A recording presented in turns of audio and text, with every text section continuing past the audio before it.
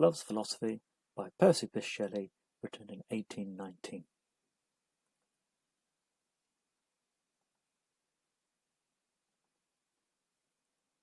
At its most straightforward, this poem is a celebration of the harmony of nature and how this presents a model for a romantic relationship between people.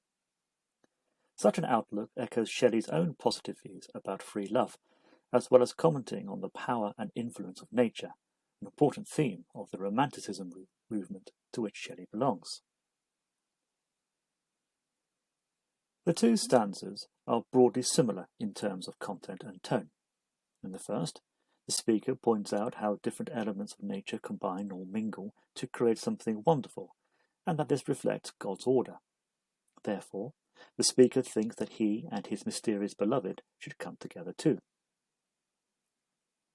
The second stanza continues this idea with further examples of nature mixing, but this time, instead of mingling, nature is kissing and clasping, suggesting a closer, more physical relationship. The speaker concludes by suggesting his beloved should kiss him. Throughout, nature is personified, supporting the speaker's view that just as nature mimics human interactions, then so humans should mimic nature. Elements of nature, such as the sun and the earth, or the moon and the sea, are depicted as being like lovers.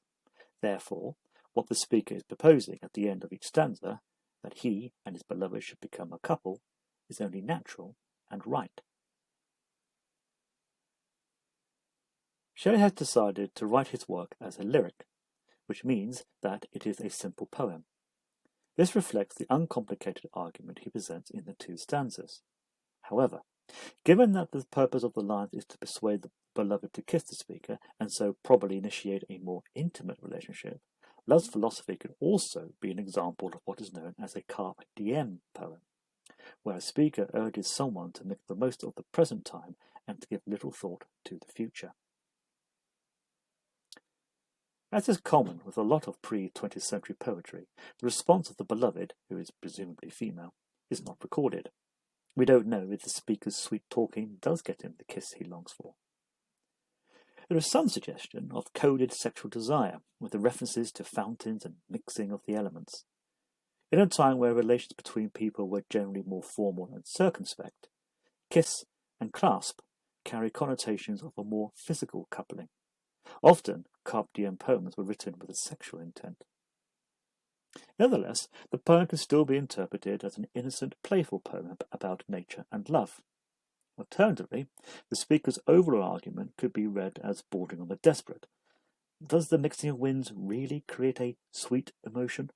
Is the speaker being sweet and clever with their use of imagery, or is there something a little more lecherous in their craving for a kiss?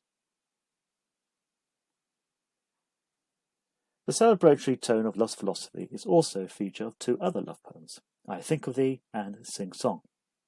The impact of nature on human relationships is explored in Letters from Yorkshire and Winter Swans, as well as neutral tones, although in the case of Hardy's poem, nature plays a much more dismal role.